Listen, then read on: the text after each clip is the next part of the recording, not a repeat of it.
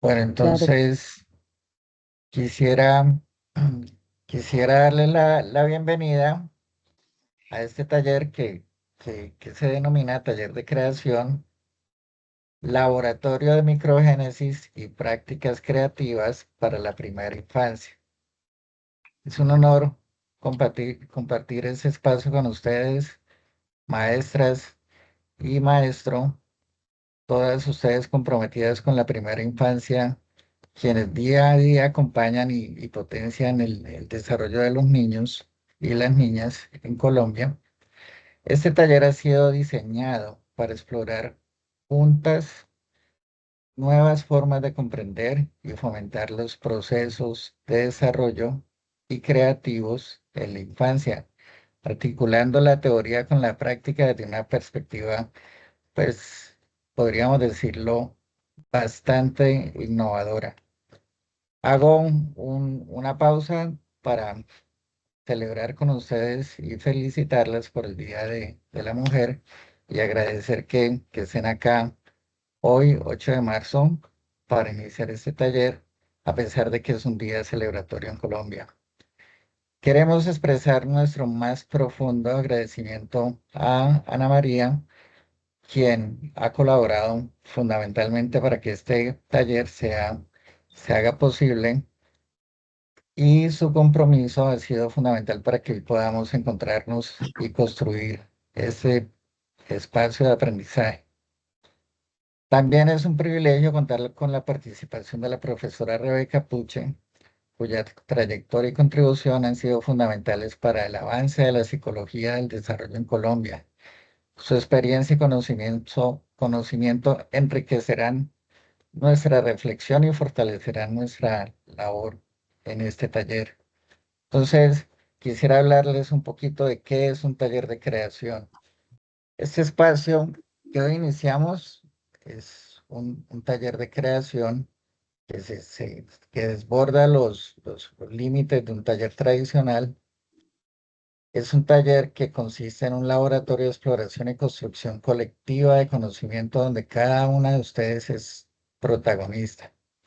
Aquí no solamente compartiremos conceptos y herramientas, sino que experimentaremos juntas, poniendo en práctica ideas, reflexionando sobre nuestras experiencias y buscando formas innovadoras de acompañar el desarrollo de las niñas y los niños.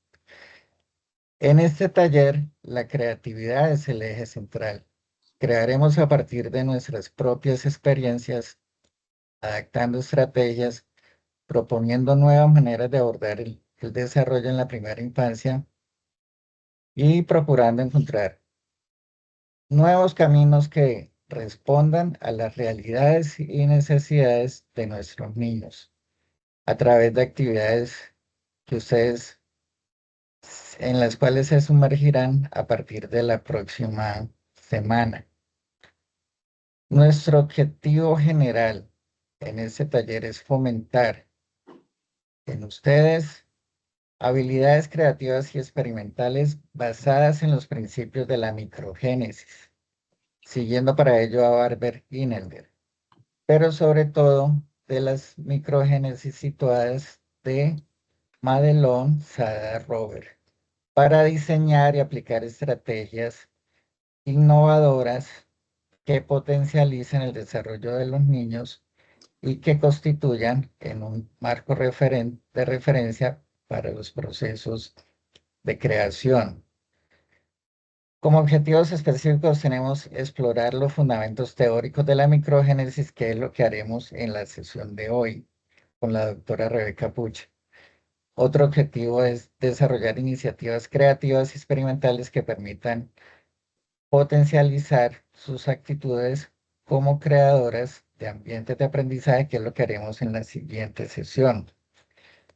Y fruto de esos dos objetivos, vamos a procurar generar productos tangibles como actividades, protocolos, registros visuales y audiovisuales que muestren resultados en la aplicación de esas estrategias diseñadas por ustedes en este taller. Para lograr operacionalizar la microgénesis del desarrollo, utilizaremos como herramienta central, la tarea del trasteo, que esas se las vamos a explicar con mayor detalle en la próxima sesión. Esta situación permite observar y analizar procesos de planificación y resolución de problemas en niños y niñas. El taller se estructurará en tres fases fundamentales. La creación, que es a partir de la situación del trasteo. Vamos a diseñar situaciones similares, adaptadas a los contextos de ustedes, que le permitan a los niños eh, poner en funcionamiento habilidades de planificación y resolución de problemas en esos contextos de aula. La experimentación la haremos mediante dinámicas de grupo. Ustedes buscan la manera de cómo configurar un grupo para que la tarea que ustedes diseñen y construyan se la puedan aplicar a unos niños. Y observaremos en esa aplicación las dinámicas microgenéticas del desarrollo. Ahí vamos a solicitar que ustedes puedan utilizar herramientas visuales y auditivas para documentar cómo los participantes construyen sus soluciones.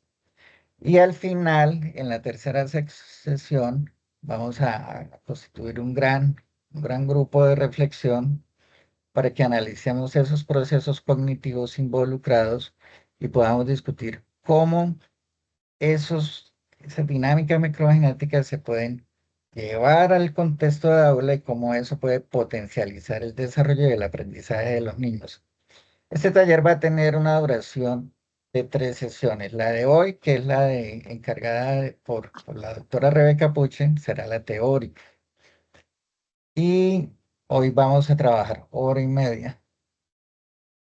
En la siguiente sesión vamos a trabajar ya propiamente el laboratorio de creación. Y allí es donde vamos a explorar la situación del trasteo. Se la vamos a presentar, les vamos a dar el protocolo. Vamos a hacer todo ese ejercicio de presentación y decantación de esa situación para que ese mismo día empecemos a pensar cuál será la tarea que vamos a diseñar soportándonos de ese modelo de situación. Y en la cuarta sesión, en la tercera, perdón, será la reflexión y socialización. Vamos a compartir los resultados de la aplicación de las actividades analizando las estrategias utilizadas por los niños y los aprendizajes que observamos en ellos. Para que ustedes puedan hacer eso, hemos diseñado el taller de esta forma. Primera y segunda sesión van 2 sábados seguidos, el 8 y el 15. Y para la reflexión vamos a dar 2 semanas, que sería entonces volvernos a ver el 29 para que ustedes tengan 2 semanas para poder hacer esa, esa aplicación y esa reflexión. Entonces ya con esa tercera sesión cerraríamos el taller, procurando consolidar aprendizajes y todas esas estrategias que ustedes construyan creativamente para aplicar la microgénesis en los procesos de enseñanza en la primera infancia. Esperamos que esta experiencia sea muy enriquecedora para todos y todas, que sea muy inspiradora y que nos permita seguir avanzando en la construcción de esas prácticas pedagógicas innovadoras y significativas para la primera infancia. Entonces, dicho lo anterior, agradezco mucho la presencia de ustedes y le doy la palabra a la profesora Rebeca Puche Navarro. Julio, entonces la presentación, gracias, la presentación de todas las personas la hacemos después cuando... Ah, perdóneme. Sí. No, perdóname porque sí me equivoqué en ese orden del día. Entonces, sí quisiera darle la palabra a Ana María para que cada persona tenga la posibilidad también de que se presente y hagamos como ese sondeo, pero sí quisiera darle la palabra a Ana María. Bueno, no, pues muy buenas tardes a todos, a todas. Muchas gracias por esta oportunidad. La valoramos muchísimo.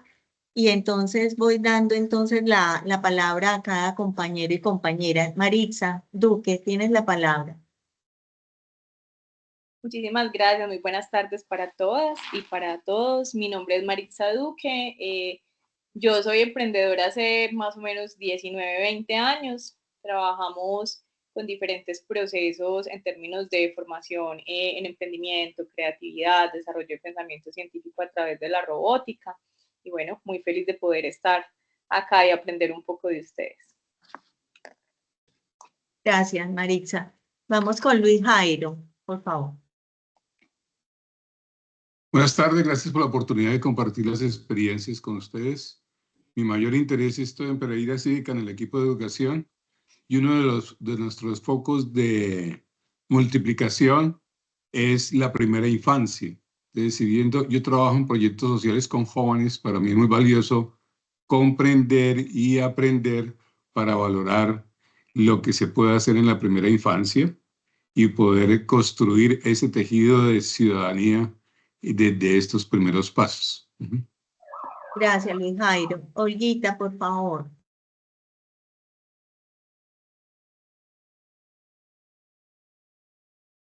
Bueno, me disculpan que estoy conectada desde dos dispositivos, pero del uno puedo escuchar y hablar y del otro para que ustedes me puedan ver.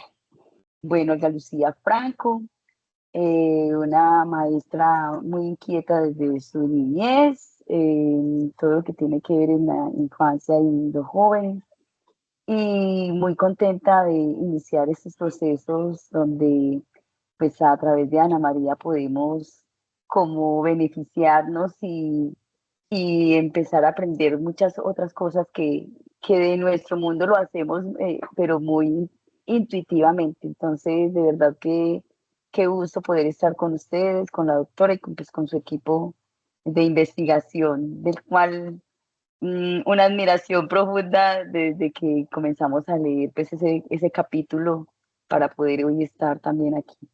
Gracias, Olguita. Diva, por favor.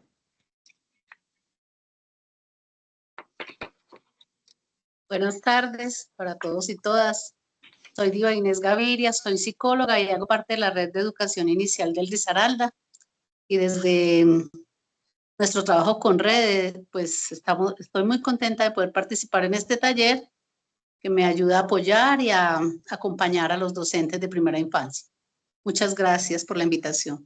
Gracias, Diva. Anita Duque. Buenas tardes. Bueno, buenas tardes para todos y para todas. Yo soy Ana María, maestra de educación inicial, la formadora de maestros. Hago parte de REIR, la red de educación inicial de Risaralda, y de la red Lenguajes a nivel nacional. Trabajo en el sector público, asesorando maestros y pues tratando de fortalecer los procesos pedagógicos, sobre todo en educación inicial, que es mi pasión. Y también hago trabajo social con mi esposo. Tenemos una fundación llamada Crisol, y en esa fundación tenemos un centro educativo ya aprobado por la Secretaría de Educación Municipal. Y bueno, allí tenemos un grupo de niños y niñas en una comunidad en vulneración de derechos, en situación de vulneración de derechos, en el que se ha hecho un trabajo pues muy juicioso con los niños, las niñas y las jóvenes y madres de esa comunidad. Gracias, y agradecida por estar acá, por esta oportunidad.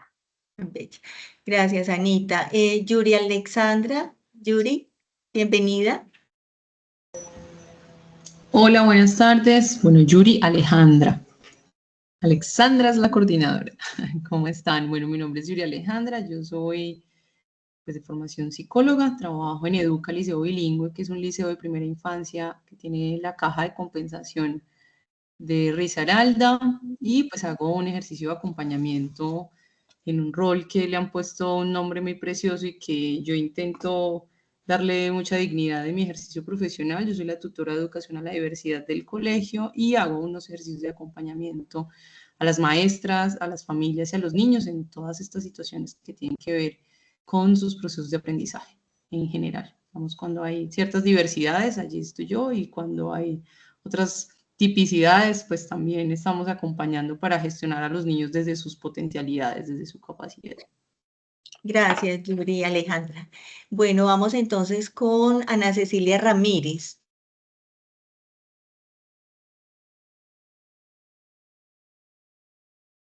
Ana C, estás por ahí, ¿cierto? Ana Cecilia. Bueno, mientras Ana C nos puede presentar, entonces Catalina Gudelo, España. Buenas tardes, mi nombre es Catalina Gudelo España, soy docente desde el 2005 en el grado de transición, actualmente en el Instituto Técnico Marillac de Santa Rosa de Cabal, magíster en educación y orientación y educación, se me olvidó el nombre de mi maestría, qué pena. Orientación y educación familiar. Ya, eso es como lo básico. Gracias, Cata. Catalina tiene un proyecto muy hermoso con niños y niñas venezolanos, chilenos, haciendo todo lo que implica la inclusión de la diversidad. Gracias, Cata. Vamos con Angie Lorena Giraldo.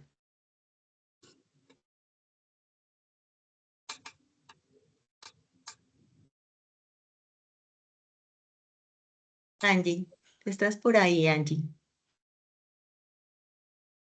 Bueno, mientras Angie puede hablarnos, bueno, Angie la conocí en la escuela normal, es una mamá de una bebé, Aurora, tiene otros 2 hijos que se acercan a su vida por una situación especial y está haciendo su profesionalización, es una persona muy estudiosa y muy juiciosa. Mientras llega ahí, Ana C, ¿ya estás por ahí?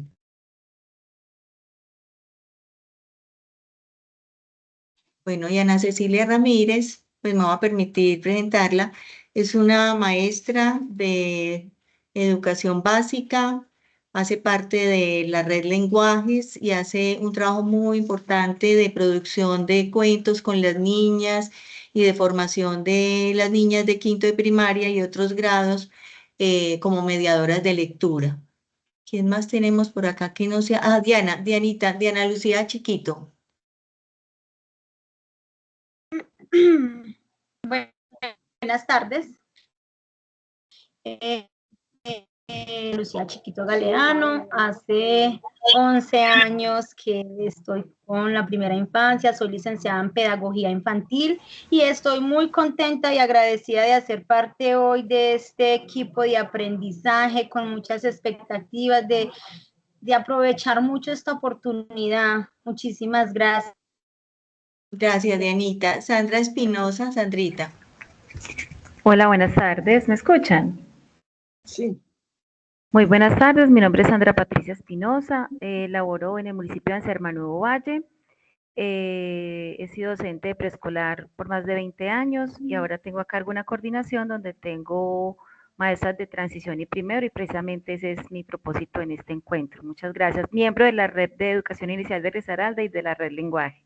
Gracias. Es la coordinadora de los nodos Norte del Valle y Eje Cafetero y la autora de un libro hacia la construcción del lenguaje escrito en los niños de preescolar. Yo digo el resto que no se atreven a decir. Bueno, Gloria Nelly Echeverri. Glorita.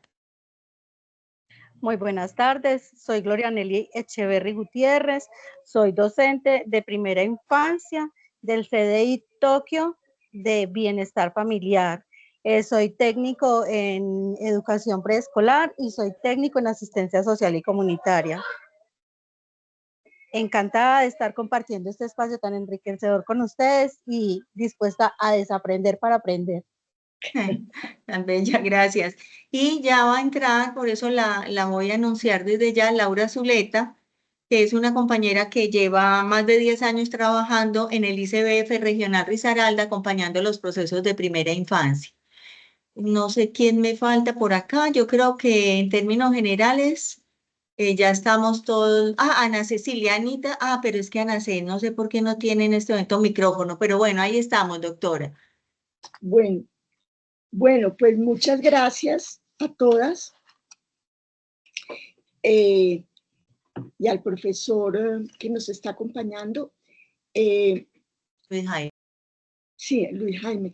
A mí me impresiona mucho y me siento muy honrada del entusiasmo y la convicción que ustedes tienen en el conocimiento y en los procesos de construir y de trabajar para la infancia. Eso me sigue pareciendo extraordinario en un país con tan malas noticias, digamos. Creo que este es un momento primoroso y que hay que cuidarlo, y no dejo de sorprenderme, y se lo he dicho mucho a Ana María, del empuje de los paisas. O sea, yo conocí a Ana María hace mucho tiempo y el interés y el afecto que ella tiene por el trabajo y el compromiso sigue siendo inalineable, ¿no? Ella sigue, a pesar de todas las circunstancias y de todo, y creo que tenemos que compartir también ese entusiasmo y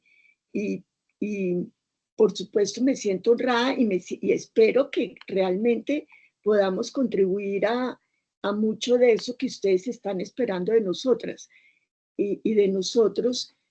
Quiero resaltar que este taller es, digamos, formulado desde un proyecto de investigación que Julio César Osa, de la Universidad de la Cooperativa en Santa Marta, ha liderado con la profesora Elda Cerquiaro de la Universidad del Magdalena, que estará en las siguientes 2 reuniones, y yo un poco, digamos, a la sombra, pero también muy interesada en seguir participando de estas actividades. Entonces yo voy a hacer una pequeña presentación de el método con el cual nosotros hemos venido trabajando desde hace, no sé, 30, 40 años, pero que no le habíamos dado un nombre, digamos, o sí le habíamos dado un nombre, pero que ahora estamos, digamos, muy enfocados en el método y dándole el tributo y el crédito a Inelder, a Barbel Inelder, que fue quien lo creó y que fue quien trabajó en ello. Entonces, pues, en el Día de la Mujer y en todos los días que no son de la mujer, también últimamente hemos insistido en este trabajo, porque ella no solo construyó la teoría piagetiana con Piaget, al lado de Piaget, sino que luego quiso tener digamos, voz propia para un proyecto que se conoce como microgenético, en el sentido que es el microdesarrollo. Genético en el concepto piagetiano viene de génesis, de la evolución, y lo que Inelder trata de trabajar más que el desarrollo, yo diría es el microdesarrollo, o sea, el funcionamiento. Y decimos una versión dinámica porque nosotros nos lo apropiamos y creemos que, y damos la versión que hemos trabajado, pero digamos, dándole el crédito a Inelder y poniendo de nuestra cosecha, porque eso resulta pues siempre presente, la apropiación que hacemos del proyecto de ella, donde creemos que no lo traicionamos. Entonces, para comenzar, Julio, pasamos al el método microgenético en mi concepto, y pues Julio y Elda me acompañan en eso, porque pues a raíz de eso fue que hicimos el libro. Supone una reorganización de los estudios del desarrollo, del microdesarrollo. El método microgenético está ligado a la microgénesis, que es el objeto. Los dos no se pueden separar el uno del otro. Cuando hablamos del método microgenético, estamos hablando de la microgénesis, y creemos que es casi un paradigma, ¿no? Que renueva la mirada sobre el funcionamiento y el desarrollo cognitivo. por otra parte, creemos, o yo creo mucho, que constituye una especie de Zeitgeist, o de pequeños Zeitgeist. Zeitgeist es lo que los alemanes llaman el espíritu de una época, ¿no? Cómo se condensa en ciertas personas o en ciertos proyectos el espíritu de una época. Y creemos que la microgénesis es el espíritu de los años 70 y 80 que significaron ese cambio en la psicología del desarrollo. Seguimos con la siguiente diapositiva, Julio. No sé si... Julio, seguimos. ¿No cambió ya? ¿No, no ven el cambio? Sí, es más. Bueno, entonces, ¿en qué consiste la microgénesis? La microgénesis está ligada a lo que nosotros llamamos el sujeto funcional. Es cuando la mente del niño o de la niña inventa soluciones ante un problema específico y desplaza el sujeto epistémico, que es el sujeto piagetiano, digamos, de las grandes categorías de pensamiento, y que tiene modelos que tiene ese modelo lógico de evaluación. Se caracteriza por una rigurosidad muy grande, por una riqueza y por una delicadeza en el seguimiento de los objetos, una delicadeza en la observación y una rigurosidad en la observación. Entonces, el método microgenético de alguna manera, y de golpe podemos pasar a la siguiente diapositiva, Julio, es que supone un desplazamiento del sujeto epistémico al sujeto funcional. Ese es como, Julio, pasemos a la siguiente diapositiva.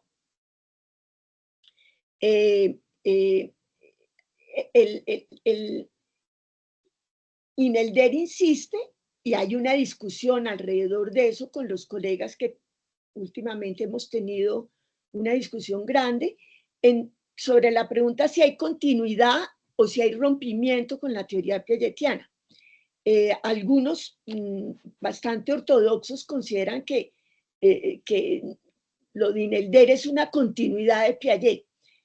Creemos que no se puede, que claramente hay una continuidad, pero también hay una novedad. Entonces, en ese sentido hay una diferencia. Entonces, y más aún en la versión que nosotros tenemos, que es con la versión dinámica.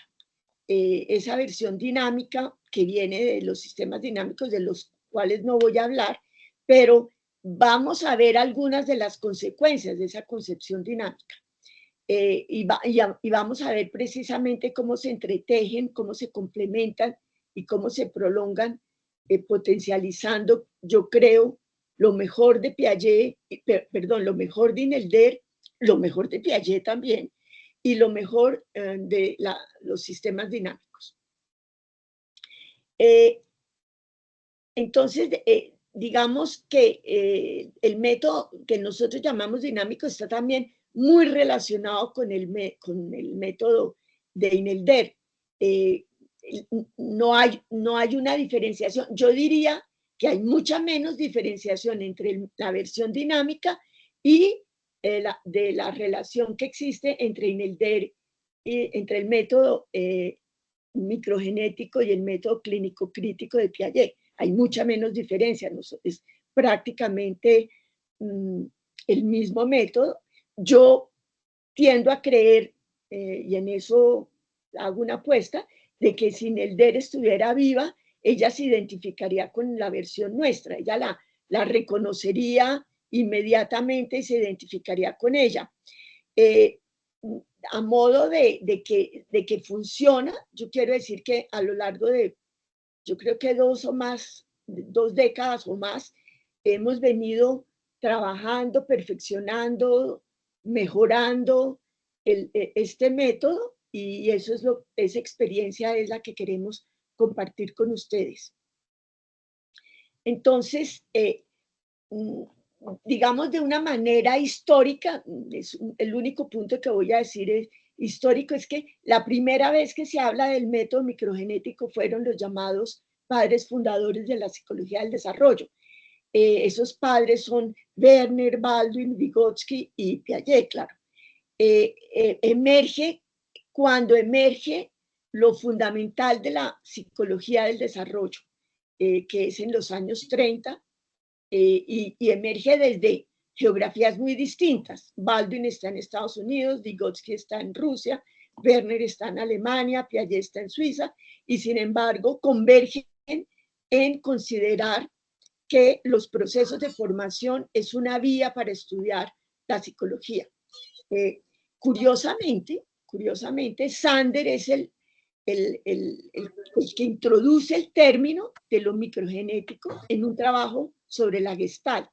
Entonces, yo hago esta anotación para que podamos distinguir cuando los psicólogos de la Gestalt y algunos psicólogos de otras corrientes hablan del método microgenético, porque nosotros el método microgenético al que nos referimos es al método microgenético piagetiano. De todas maneras, aquí en la diapositiva está el texto, yo lo bajé del internet, está el texto de Sander, que es de 1930 y que de hecho es bastante interesante. Pero solamente para darlo como el origen histórico. Entonces, aunque el espíritu está presente de lo que es el método microgenético y es consistente con las plataformas de los padres fundadores, ellos nunca utilizaron el término ni microgénesis ni del método microgenético. Piaget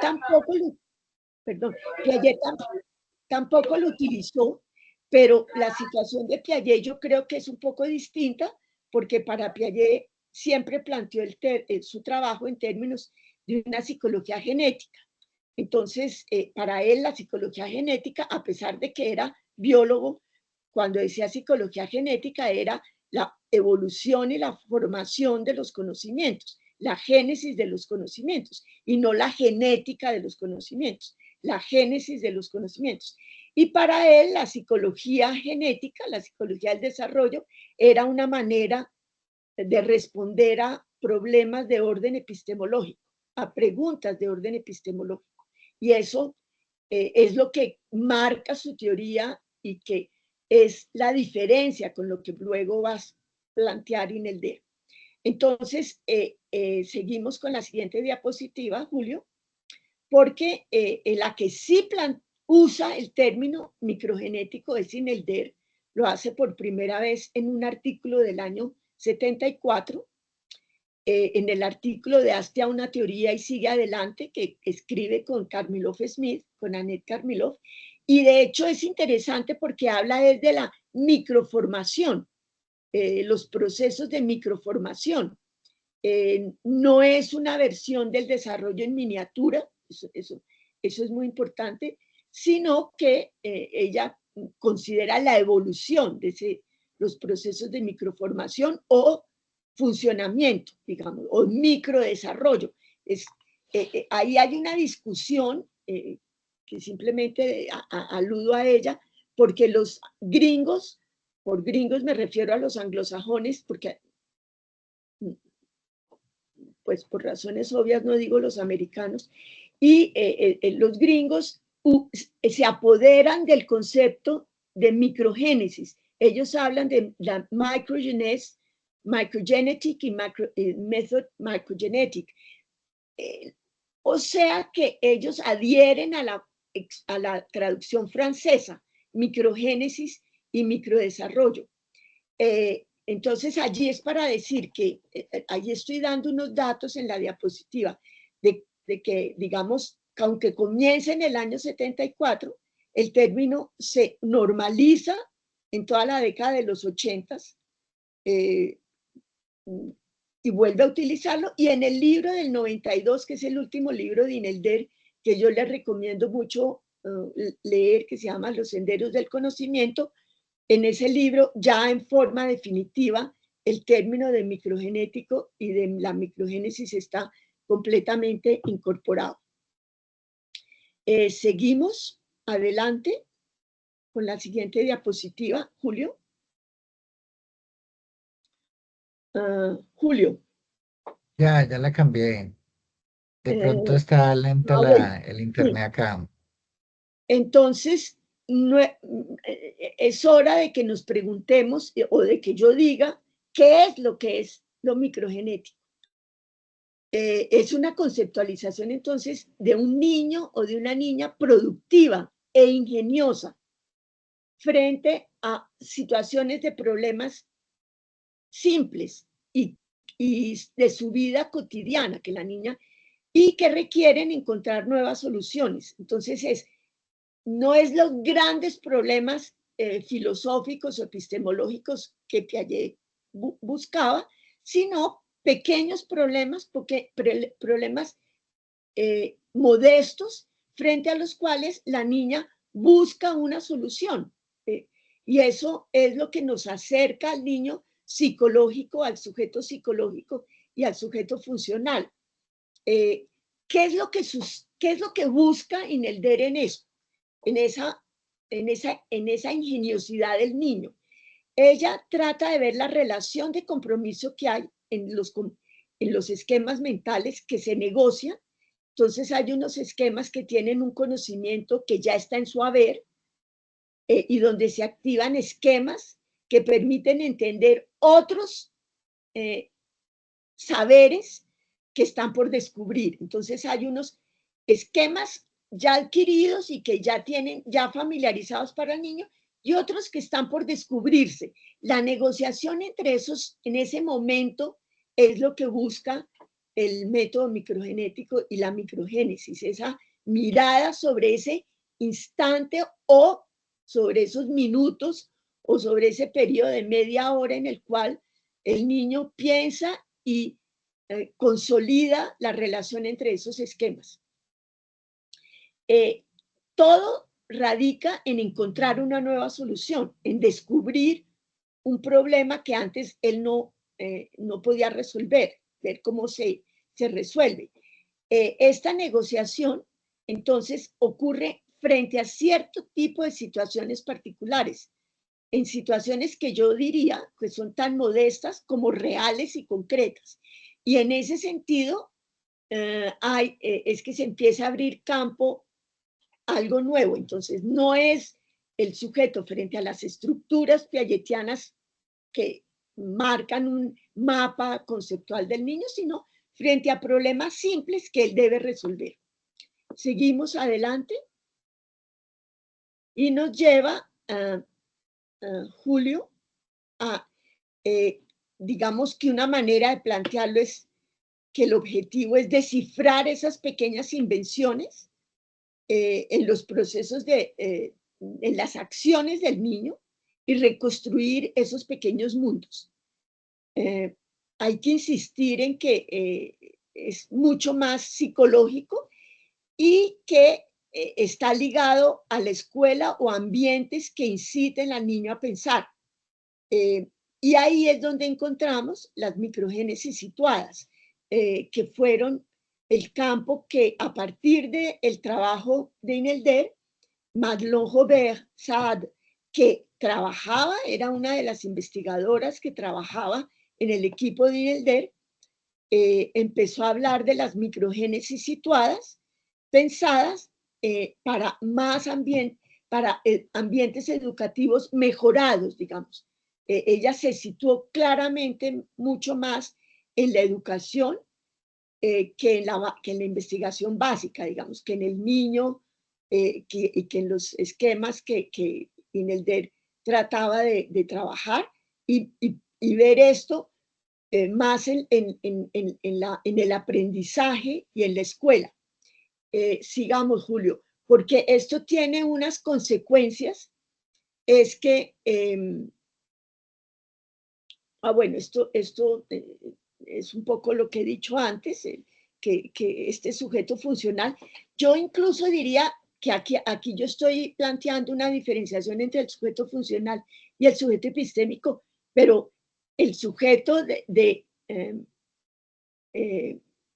de Madelon Saad Joubert sería más un sujeto situado, entonces habría un sujeto epistémico, un sujeto funcional y un sujeto situado, que sería el que creemos que puede ser más interesante para ustedes. Lo que tiene en común el sujeto funcional y el sujeto situado es que no se los mira desde una escala final del desarrollo, sino que se lo toma en sus bondades y verdades del propio funcionamiento.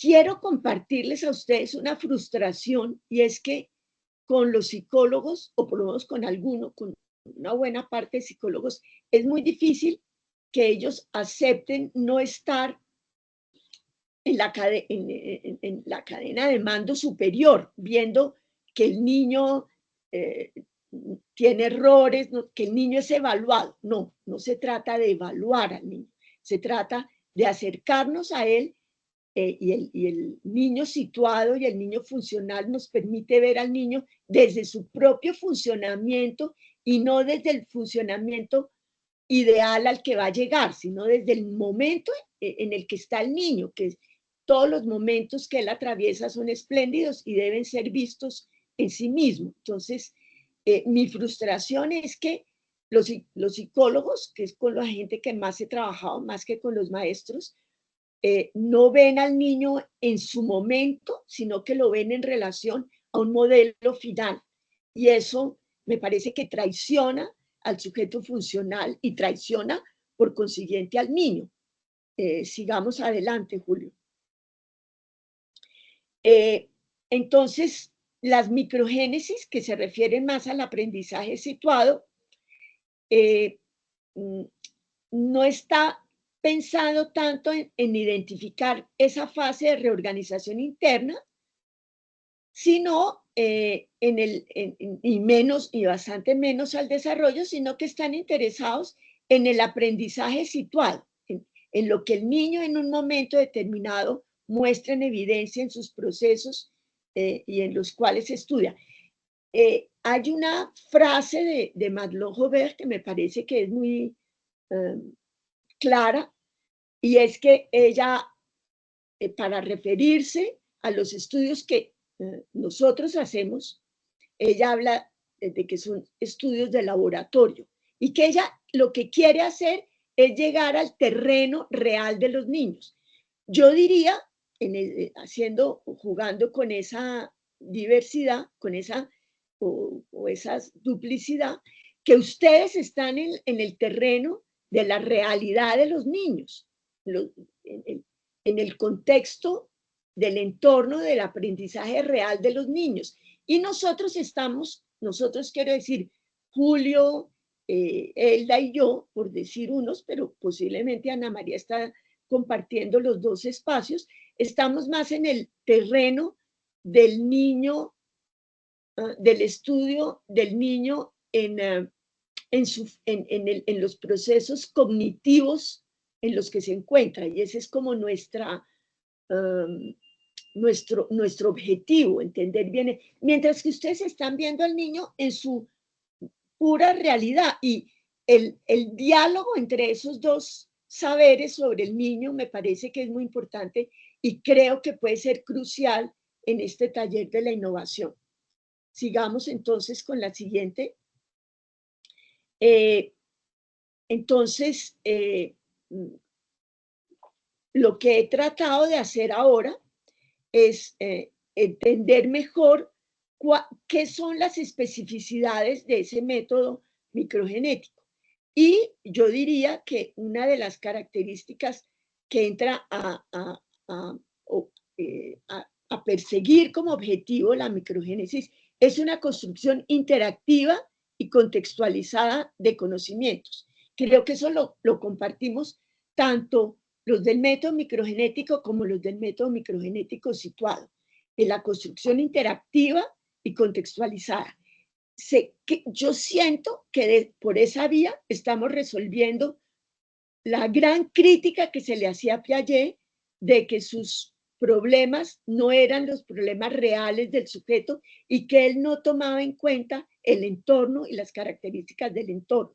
así como las características emocionales del niño. Cuando decimos de contexto, estamos hablando tanto del contexto emocional como del contexto social y el contexto cultural. Y este método, me parece a mí que en todas sus versiones del método microgenético introduce ese elemento que Piaget trataba de evitar. Entonces, ¿y cómo lo hace? ¿Cómo hace para incluir ese aspecto del contexto? Desde el comienzo lo que se propone, lo que en el DER le interesa, es la construcción de los contenidos significantes. Es la elaboración de nuevas representaciones que especifican los conocimientos en funciones de situaciones particulares. Y hay tantas situaciones particulares como niños. O sea, ese campo es inmenso, cada niño tiene su especificidad, cada situación tiene su especificidad, habrá algunas cosas que son comunes y eso es una de las cosas que vamos a seguir viendo. Sigamos adelante. Entonces, fuera de esa gran característica que es la introducción del contexto en el objetivo que se propone el método microgenético, una de las maneras de hacerlo y que caracteriza es que sean situaciones de tipo abierto. Las situaciones de resolución de problemas son problemas abiertos. Abiertos quiere decir que no se alcanza de manera inmediata el objetivo, que requiere de unos intermediarios, pero también que requiere cumplir con una serie de criterios que nosotros le decimos criterios, pero que en realidad se traducen en las reglas del problema, es como en los juegos, los juegos tienen ciertas reglas y esas reglas lo que hacen es traducir unos criterios para que la solución sea aceptable. Entonces, esa situación abierta es una situación que es mucho más despejada, el niño es más libre. Nosotros decimos que podemos perseguir al sujeto y seguirlo en los vericuetos, se pueden extender y seguimos en la segunda en la ampliación de esa característica, Julio, con la siguiente diapositiva. Y es que allí encontramos un cúmulo de procedimientos mayor, hay un número de acciones o de secuencias de acciones muchísimo mayores, y si hay mayores procedimientos y acciones del sujeto, hay mayor información sobre la manera como el sujeto piensa, y hay manera de ver las múltiples interacciones relacionales. Julio formuló una vez la frase de que son relaciones que hacen hablar la mente del niño, y esa me parece que es absolutamente espléndida y brillante como expresión de una situación de resolución. La situación de resolución tiene que hacer hablar la mente del niño, no tiene que evaluar al niño, tiene que propiciar que el niño piense y que el niño nos permita ver cómo es que él piensa. Entonces, ese principio me parece a mí que es una condición sine qua non de lo que el método microgenético busca. O sea, no todas las situaciones de resolución son igualmente importantes. La condición de que haga hablar la mente del niño es fundamental. Hay un segundo componente para las situaciones de resolución de problemas ligado al anterior, y es que INELDER introduce la repetición, presentar la repetición de la situación varias veces al niño. Entonces se le presenta al niño la situación, el niño trata de resolverla o la resuelve y vuelve y se le presenta y el niño vuelve a presentarla. En psicología esto es muy interesante porque, bueno, yo soy un poco maniática, entonces ella es la primera persona que introduce la repetición de las situaciones. En el momento actual, los psicólogos más inteligentes, los investigadores más inteligentes por lo menos de la Europa occidental y de los gringos, encuentran que esa repetición es introducida por técnicas modernas y que eso lo que nos hace es ver al niño, lo que se dice en tiempo real, ver al niño online. Inelder lo hace sin tanta pretensión, introduce la repetición, porque ella considera que eso nos permite ver al niño, no solamente como el niño piensa, sino como el niño vuelve a pensar sobre lo mismo. Y luego vamos a ver algunas de las características de esa. Esa reproducción simplemente obliga, no obliga, sí, obliga al niño a hacer más, darnos más información, obliga es una manera de decirlo, pero propicia un mejor seguimiento de la actividad del niño cuando el niño despliega la búsqueda de soluciones. Entonces es este volver a pensar que nos parece tan interesante y que alguna vez titulamos un libro con esa fórmula de que el niño vuelve a pensar las soluciones. El niño no las piensa por una única vez, sino que el niño vuelve sobre eso como muchos de los adultos. Vamos sobre la tercera característica, Julio, el que está en la siguiente. La tercera es que nosotros Inelder, esto hay que situarlo en el tiempo, Inelder grabó en video esas situaciones. Se hablaba en ese tiempo, se hablaba de la cámara de Gesell, los psicólogos.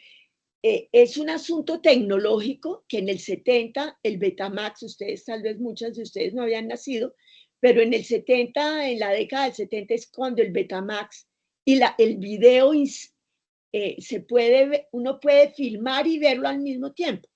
Y en otro momento de la historia, en el momento que me correspondió a mí, uno filmaba al niño, mandaba esa película a Panamá, 3 meses después venía la película y uno la tenía. O sea, era una cosa aterradora.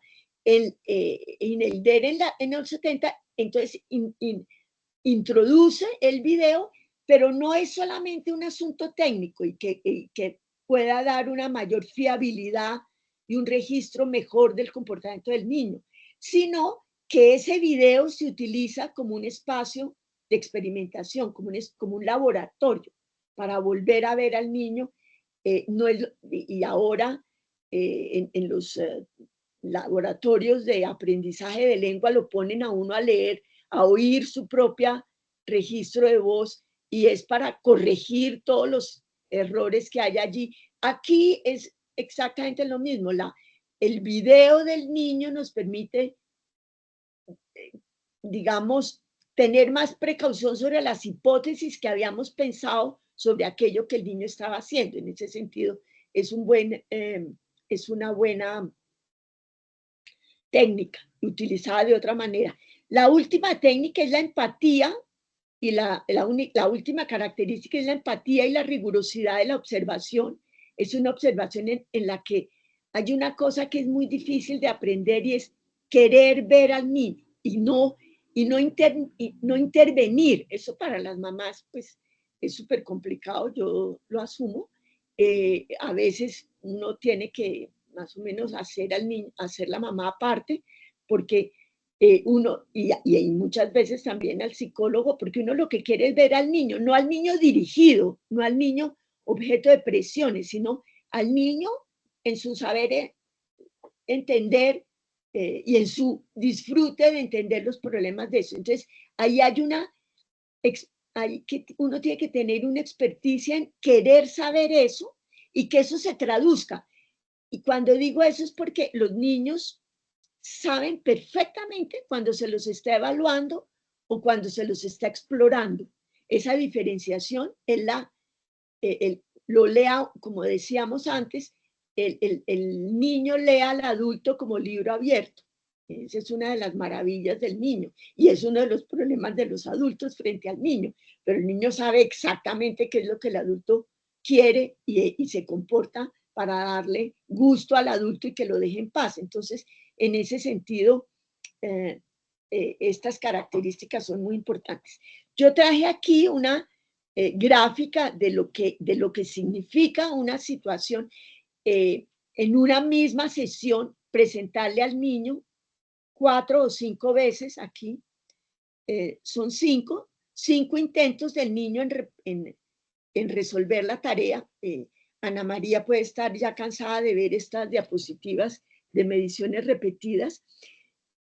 A mí la he presentado miles de veces y miles de veces me sigue pareciendo extraordinario que el niño o la niña comience de una manera, comience con un puntaje 4, siga con un puntaje 8, que es casi el último puntaje, empiece a regresar y termine en un puntaje 1.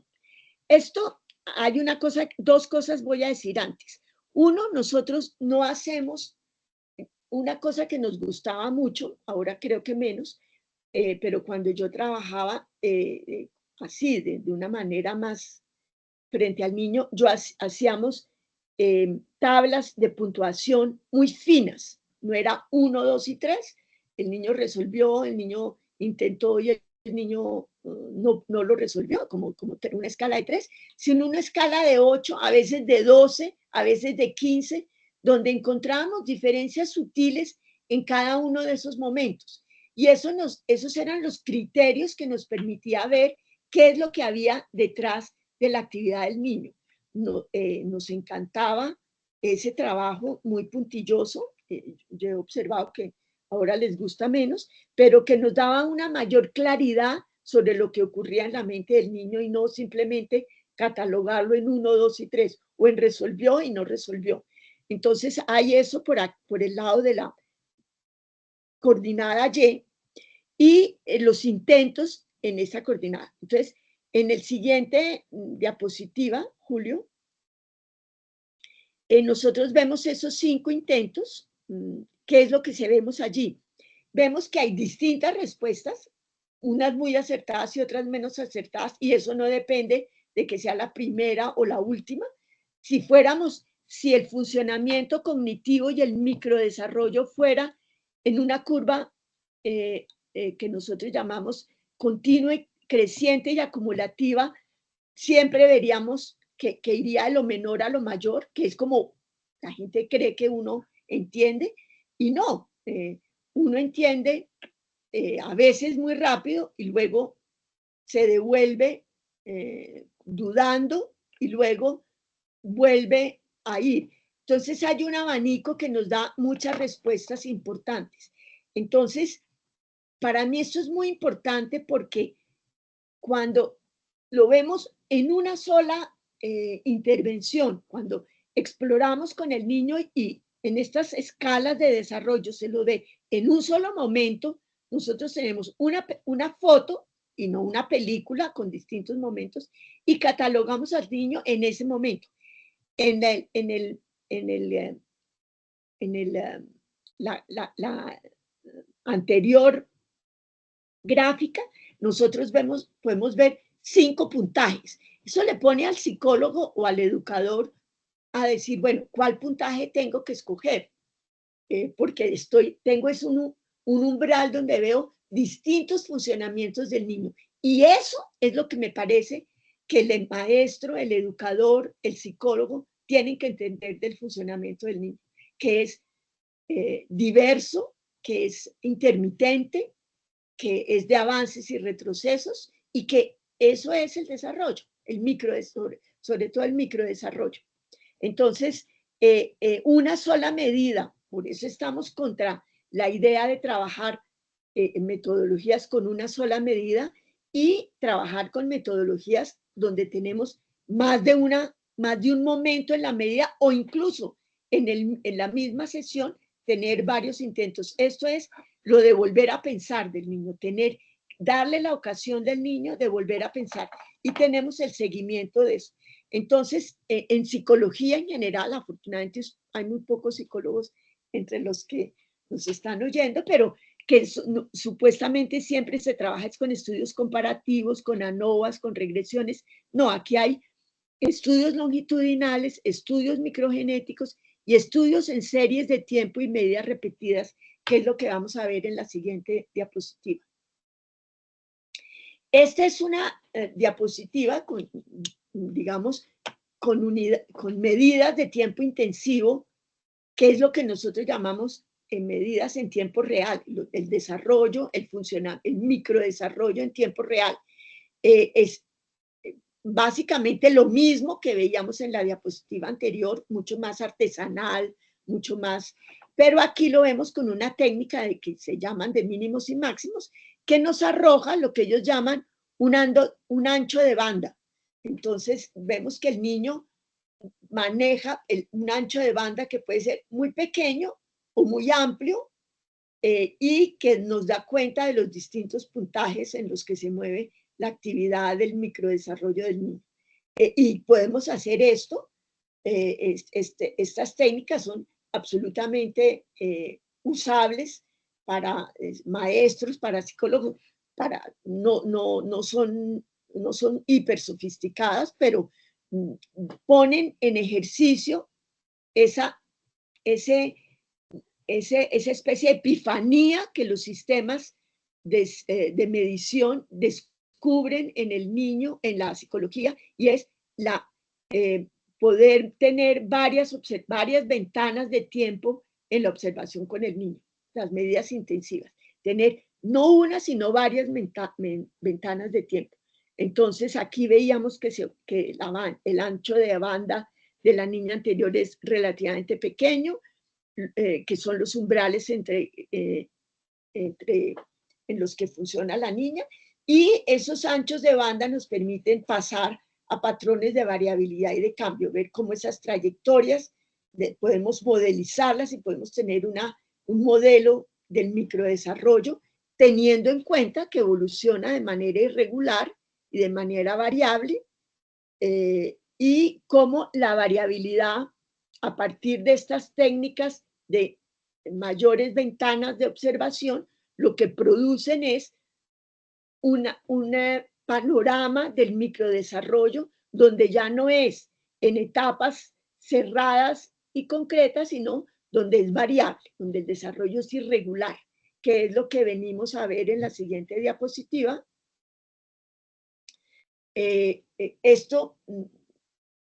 La variabilidad se introduce en psicología por varias vías. Estos estudios de medidas intensivas en un solo sujeto lo que hace es volver sobre el sujeto y no sobre comparar a un sujeto con otro sujeto o a un grupo de sujetos con otro grupo de sujetos, sino lo que nosotros llamamos una concepción ideográfica del sujeto comparado consigo mismo. Son también mediciones que exigen mayores matemáticas y exigen un mayor número de información. En mi concepto hay un encuentro entre el método microgenético con estas medidas intensivas de mayor intensidad, y uno lo puede ir mejorando y complementando con la práctica y tomando de cada cual lo que a uno le interese. Pasamos a la siguiente.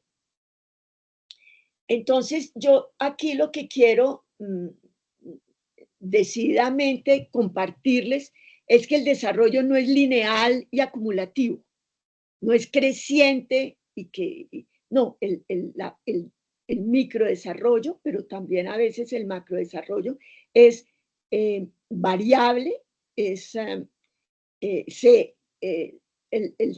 un sistema inestable, por decirlo así es donde entran nuevas conceptualizaciones. No se toman fotos del niño, y el problema de tomar fotos del niño, sino que hay que tomar varias fotos para ver, acercarnos un poco más al desarrollo y a la película del desarrollo con varias ventanas de observación. Y todo esto es, decimos que es un funcionamiento de tipo puerta giratoria, donde se pasa de ir y volver, o sea, se va y se vuelve en el mismo momento, y la inestabilidad se muestra muy sensible. Hay muchos estudios que dan cuenta de esto desde hace más de 20 años. La bibliografía empezó a mostrar todos los problemas de variabilidad porque usaban metodologías de tipo microgenético. Hasta en adultos, que son los trabajos de Fisher y Sengen, que muestran esta variabilidad. Pasamos, Julio, al siguiente, y yo creo que ya vamos acabando. Entonces, decimos que la variabilidad va de la mano y se introduce en la psicología por vía de los métodos microgenéticos y pone esto ya se dijo, pone el énfasis en que el sistema es inestable, en que el microdesarrollo no es continuo, sino que es cambiante, es disfuncional, por decirlo de alguna manera. Y aquí nos encontramos, y es lo que yo creo que muchas de ustedes como maestras encuentran, y es que en el funcionamiento micro hay un paisaje de lo que se observa que es irregular, desigual, imperfecto, donde coexisten lo nuevo y lo viejo en el desarrollo. Hay lo malo y lo feo, lo rico y lo pobre. Hay unas estrategias y unas estructuras que coexisten. Es un ambiente mucho más multidiverso, con muchas más variables, y las teorías del desarrollo lo que tienen es que dar cuenta de esta proliferación de nuevas maneras de pensar y de nuevas maneras de funcionar el niño, y ahora con mucho más. Esto rompe completamente con una concepción de etapas. A los psicólogos les encanta hablar de etapas. Cada vez, desde hace 20 años, no se puede hablar de etapas. Yo critico mucho una psicología del desarrollo en Colombia que todavía hable de etapas. Eso no es funcional. La realidad es que el niño pasa por fases. Las fases son mucho más cambiantes, son mucho más elásticas, son mucho más plásticas. No hay unas vías férreas del desarrollo, sino que el niño puede llegar por diversas vías. Y vienen también psicólogos de todas las geografías y de todas las orientaciones que nos vienen a hablar de esas nuevas concepciones por olas, dicen unos, pero sobre todo por fases y sobre todo criticando las etapas. Creo que ya, Julio, para terminar, podemos pasar sobre esto y venimos a las microgénesis situadas, que son las que, hay 3 diapositivas que son las que me he demorado mucho, creo, en la explicación anterior. Las microgénesis situadas de Robert Saad se sitúan entonces, se refieren a las situaciones escolares de formación o a cualquier otra situación educativa, a cualquier otros lugares institucionales donde se desarrollen esos aprendizajes. O sea, se sale efectivamente del laboratorio, visto laboratorio de una manera bastante general también. Los microprocesos de la construcción de conocimiento se desenvuelven en una situación y esas interacciones no solamente del niño con el objeto, sino de los participantes entre sí. Las microgénesis situadas no solamente tienen que ver al niño con la resolución de un problema en particular, sino en la interacción con otros niños para resolver ese problema. Yo recuerdo que nosotros hacíamos situaciones, por ejemplo, de armar una carpa donde estaban los problemas que tenía que resolver el niño a través de la tensión de los cables que había que poner, etcétera. Y eso lo hacíamos. Eso es una situación clara que no es de laboratorio, y que es de situación de resolución de problemas, y lo hacíamos en la interacción entre más niños, entre 3 o 4 niños. Esto tiene mayores dificultades de observación, exige no uno, sino varios observadores, pero igual son situaciones mucho más reales y la riqueza de esas situaciones son bienvenidas y hay que resolverlas metodológicamente como se pueda. Entonces, eso yo llamaría una microgénesis situada. Entonces, digamos que la idea de Robert Saad, y yo la entiendo, es que no es un dispositivo artificial de simulación, sino que se funda metodológicamente en las interacciones que tiene el niño entre él y el objeto de conocimiento, interacciones verbales, interacciones sociales, y que son, para el parecer de ella, que dan cuenta de significaciones ocultas.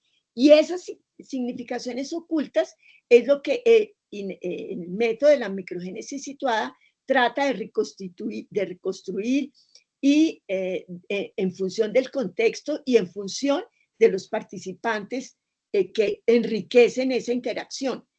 Yo insisto, es mucho más complicada. Yo diría que se necesitaría una metodología más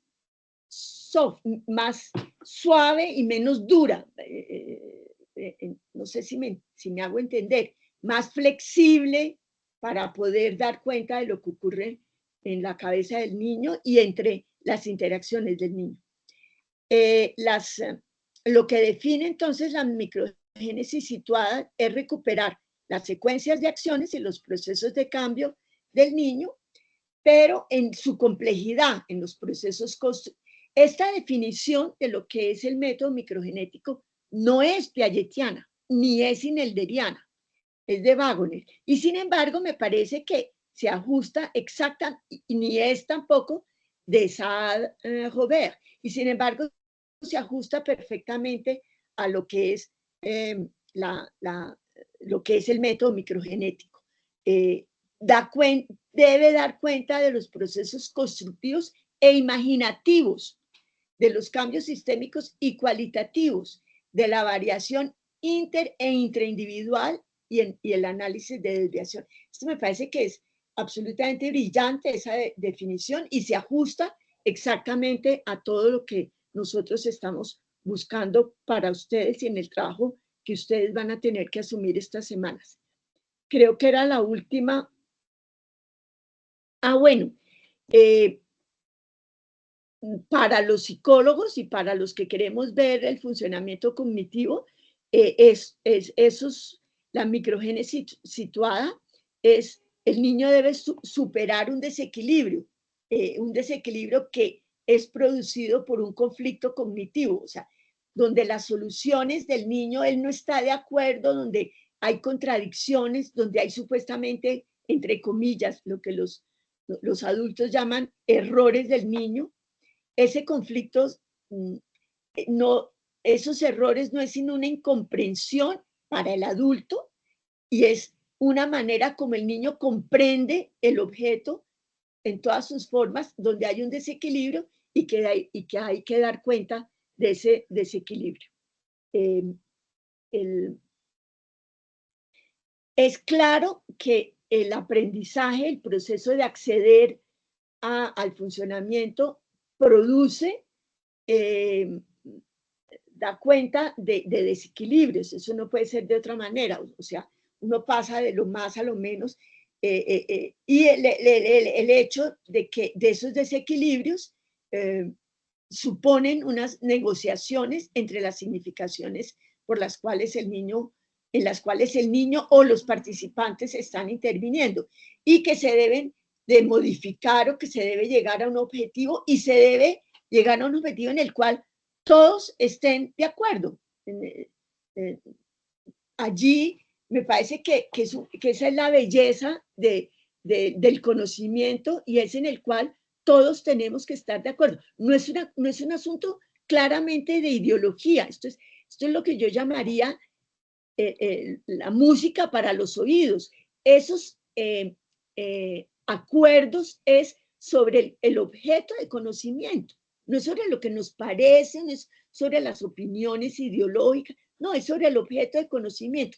Y esa pureza creo que es lo que nos convida a muchos a seguir trabajando en el conocimiento y no en otros aspectos particulares. Y creo que eso es lo que deben hacer las instituciones educativas, de volver sobre la belleza de ese conocimiento y de llegar a ese conocimiento. Ahí creo que es la última. La pregunta es sobre si, porque me la han hecho en algunas presentaciones anteriores, algunas personas nerviosas, incluso algunos colegas con los cuales me voy a tener que enfrentar en 2 meses en el Congreso de la Jean Piaget Society, y es que si Piaget sobrevive a esas reorganizaciones de la psicología del desarrollo. Y yo lo veo en dos aspectos. El hecho de que Piaget haya planteado una universalidad de las estructuras, me parece que es un principio poderoso, sumamente democrático, y que además todos podemos llegar espontáneamente a un pensar mejor, que es el segundo. Yo soy de las que creo, algunos de ustedes no estarán de acuerdo, la institución educativa no enseña a pensar, ofrece escenarios y condiciones para que el niño pueda pensar y no le impida al niño pensar. Eso es lo que nosotros llamamos, o lo que Piaget llamaba la racionalidad mejorante. Muchas gracias a todos y estamos abiertos a las preguntas y me excusan si me he demorado mucho y si he sido un poco desordenada en algunas ideas.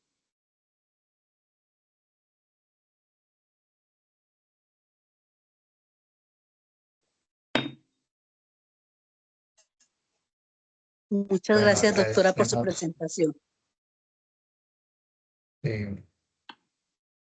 Bueno, si nos quedan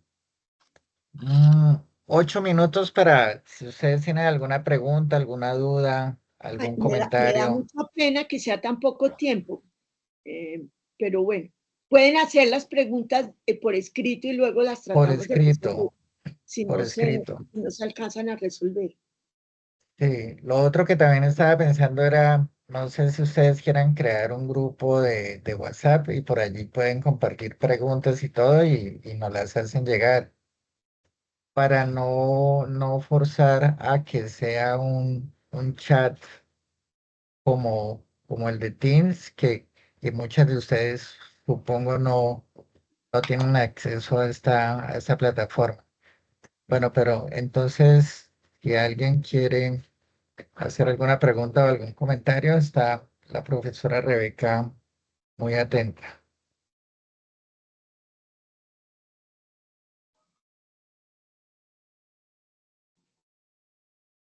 Ana María,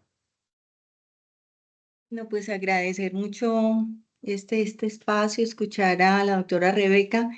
Y tengo una pregunta, comentario. Es que durante la lectura de los documentos, pues veíamos que había una fuerza muy grande en la observación de las acciones acumuladas en el tiempo y los procedimientos que el niño hacía para ir adecuando las formas y las estrategias para resolver el problema. Y yo sentí ahí que era una observación casi silenciosa, o sea, que el niño estaba actuando en silencio con relación a la situación. Pero ahora veo en lo último que aparece el lenguaje y que aparece el discurso, entonces yo quisiera preguntarle a la doctora si, digamos, deberíamos estar observando solamente o también escuchando los comentarios y sí, como las expresiones del lenguaje que ellos hacen en tratar de construir esa representación del problema. Por supuesto, sí. No es solamente la observación del niño, sino la observación incluso de los gestos del niño. Cintia Rodríguez habla mucho de esa relación, incluso cuando se dirige al adulto, cuando se dirige a un compañero, lo gesticular, pero por supuesto también lo verbal. Lo que Inelder no quiere es guiar al niño. Vamos, que nosotros adultos estamos como acostumbrados a guiarlo, no es guiarlo, es dejarlo pero, en su libertad completa, pero acompañarlo en eso, en ese proceso. Pero me parece que es una anotación muy pertinente, Ana María, es también tomar nota de todo la información verbal que el niño dé en las situaciones. hay una pregunta en el chat, no sé si la profesora lo quiere leer directamente o quiere que yo lo lea. No, léalo usted, Quisiera saber en este ir y venir del desarrollo, donde es normal que se presenten retrocesos y evoluciones no lineales. ¿En qué momento uno de esos retrocesos podrá significar una alerta en el desarrollo? No, no hay ninguna, en la experiencia mía, ¿no? No hay ninguna alerta en eso, o sea, yo lo equiparo a uno de adulto, a veces no entendió realmente nada de lo que están diciendo, porque pueden haber múltiples variables en eso y uno luego vuelve a entenderlo bien. Hay quienes creen que cuando hay esas reorganizaciones, esas reorganizaciones es un momento distinto. Hay una discusión sobre eso, pero yo no creo que nos deba alertar, yo creo que simplemente nos debe mostrar en lo que he insistido, y es que el funcionamiento cognitivo es un sistema inestable. Y me parece muy bueno que no nos angustie eso, muy bueno de darle al niño el privilegio de lo que los adultos llamamos equivocarse, de las no comprensiones, de los conflictos que el niño está enfrentando. Eso me parece súper importante.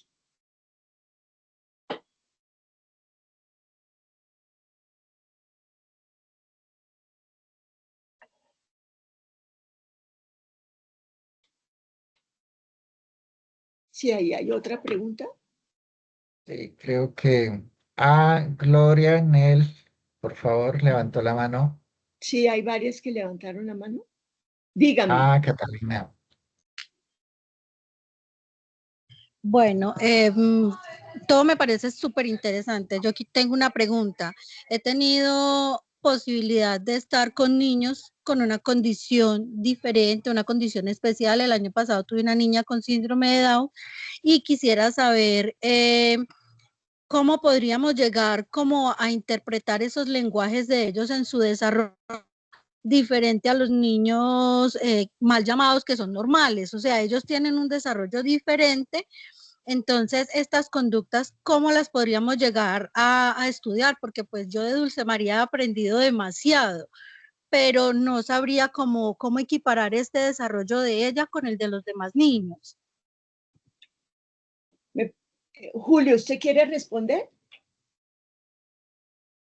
No, precisamente Ana María me preguntaba hoy qué era lo ideográfico. A eso se está refiriendo la pregunta, porque es que cada uno de nosotros es completamente diferente a todas las personas. Entonces está esa identidad, esa posibilidad de que sea esa construcción de ese niño tan particular que crea su propia trayectoria de desarrollo. Entonces, eso es lo que pasa cuando nosotros vemos escalas que nos dicen a tal edad el niño tiene que hacer tal competencia y es una cuestión que tiende a normalizar, a determinar algunos parámetros del desarrollo como si ya tiene el niño tal edad, ya tendría que estar haciendo eso.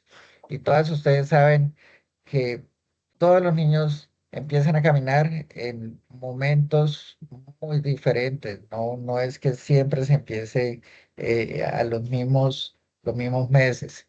Los niños que cuando empiezan a hablar empiezan a su ritmo y el desarrollo del lenguaje, de las competencias motoras, es completamente diferente en cada uno de los niños. Y sobre todo con lo que dice la profesora Lorianel con el caso, con el niño que nos refiere, son mundos completamente diferentes cada uno de nosotros. Entonces, en ese sentido, ella lo que hace referencia es a lo que en este taller se denominó la metodología ideográfica.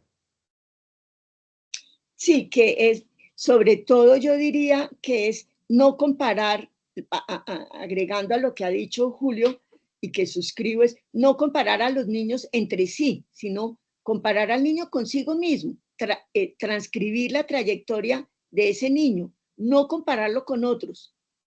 Eso me parece que es lo que es el espíritu de lo ideográfico. Catalina Gudelo, por favor. Buenas tardes. Yo tengo una duda con relación a lo del manejo del tiempo, porque si bien se ha dicho que debe ser una observación como en corto tiempo, también se dice que se debe observar en diferentes periodos para poder ver la evolución, así como el caso de Valentina, el caso que nos enseñó de Valentina. Entonces, cuando hablamos de ese tiempo periódico para volver como sobre lo mismo, es más o menos que cada cuánto tiempo o si empieza va el niño nuevamente como a volver sobre la misma situación o sobre el mismo llamado problema. No, mire, en una situación uno le puede plantear al niño varios intentos y dar cuenta de esos varios intentos. Cada uno de esos intentos es una ventana de tiempo y una ventana de observación. Pero yo lo puedo hacer hoy, descansar mañana y o sea, hacerlo día de por medio con el niño 3 veces a la semana. Y eso es, lo que eso le va a dar del niño es impresionantemente más rico que si lo ve una sola vez. Y la manera como el niño resuelve esa situación es la situación del trasteo, por ejemplo. El niño la va a entender. Y uno va a decir, no, el niño se cansa de ver siempre la misma situación. No, para el niño no es la misma situación. Lo que se le está presentando es un desafío y él lo resuelve cada vez, posiblemente de una manera distinta, porque lo ve de una manera distinta. Y si lo ve con otro niño, si la situación del trasteo se ve con otros niños, me parece que sería, o sea, nosotros trabajamos también eso mucho, pues no mucho para publicaciones, pero en las prácticas, o sea, entre 2 o 3 niños, la discusión de los niños para hacer el trasteo, me parece que es súper interesante eso.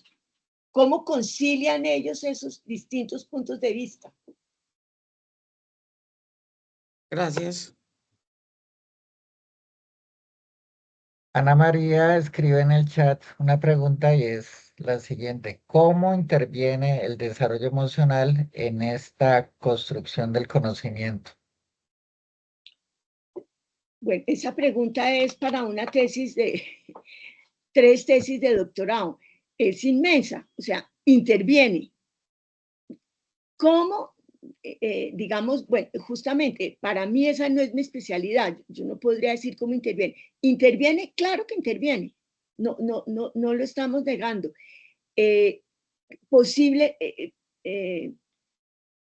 Yo creo, de la misma manera que con un niño en el espectro que llaman ahora de autismo, de Asperger, eso interviene, eso tiene que intervenir de cualquier manera. No, nuevamente, no es mi especialidad, pero interviene. O sea, un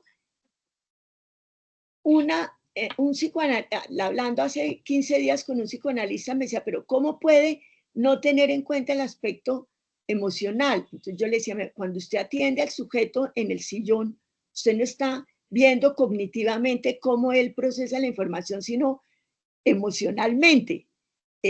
Yo espero que, haciendo un chiste, que los niños que vienen a las sesiones ya hayan pasado por ese proceso de tranquilidad que les da el psicólogo emocional y lleguen aquí descansados y puedan simplemente ponerse a pensar, porque lo que nos interesa es cómo él piensa, sin negar que el proceso emocional o el proceso social interviene.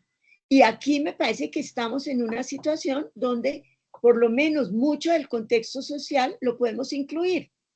Y de entrada se está incluyendo los procesos emocionales, ¿no? Pensando que eso no sean barreras que interrumpen la actividad del niño, ¿no? Sino que son niños emocionalmente activos y, digamos, para decirlo de una manera, tranquilos, ¿no? No el niño que está abrumado problemado con, no sé, con cosas, como estamos a veces los adultos. Lo que quería decir simplemente para terminar, entre otras cosas, porque les puedo compartir, a veces dedicarnos a leer un buen libro o a hacer una situación, a trabajar en entender lo que es el método microgenético, es una burbuja que nos permite salir del problema emocional en el que estamos presos.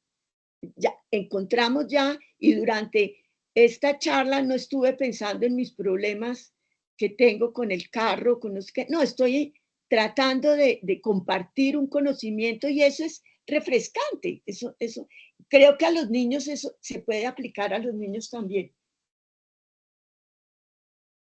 Sí. Hay una última pregunta, pero sí quisiera agregar un comentario muy pequeño a lo que acaba de decir Rebeca, y es que lo emocional es el motor fundamental para la construcción del conocimiento. Si no se tuviese esa capacidad de vincularse de tomarle el amor. Yo le digo a los estudiantes, les pregunto, ¿para qué ellos van a la universidad? Y muchos no saben para qué van a la universidad. Y cuando ellos descubren que uno va a la universidad para cultivar el pensamiento, para enriquecer esas formas de pensamiento, de construir con amor ese conocimiento, de que, de que ellos tomen un libro y empiecen a leerlo, que ya es cada vez más difícil que una persona quiera leer un libro completo. Entonces, en ese sentido, ese involucrarse, ese tomarle amor al conocimiento es el motor fundamental, y eso es lo que hará posible que nuestra sociedad se transforme y logremos construir una sociedad mucho más diferente.